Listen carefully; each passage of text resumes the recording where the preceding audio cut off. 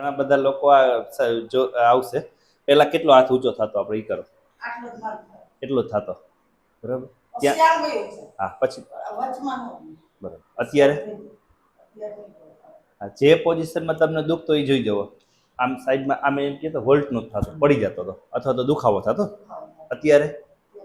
આ કેટલામી વિઝિટ છે આપણે હા બરાબર ઘણા બધા લોકો તમે જોતા હશે કેટલો ફેર છે કયો જી હા વજન ઘટ્યો દુખાવો ગયો બરાબર હાલવાનું છે વધારે અમારે માણેકબેન ભાલોડિયા લખતર ગામથી આવે છે એ પહેલી વખત આવ્યા હતા 6 મહિના 11 તારીખે ત્યારે વજન એનો 78 કિલો હતો બે ખંભા દુખતા ખાસ કરીને આમ હાથ ઊંચો કરવામાં હોલ્ડ કરવામાં દુખાવો થતો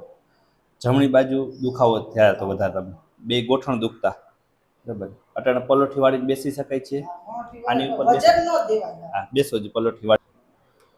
મોટા ભાગની તકલીફ માણેકબેન અત્યારે ઓછી થઈ ગઈ છે હવે આમણું શરીર આટલું મજબૂત રહે એના માટે થોડી ઘરે કરવાની કસરત છે એ તમને સમજાવું બરાબર પહેલી કસરત એ છે આવી રીતે કરી નિરાતે આમ હાથ કરી અને ઊંચો કરવાનો છે આવી રીતે બરાબર 3 વખત ખાલી 2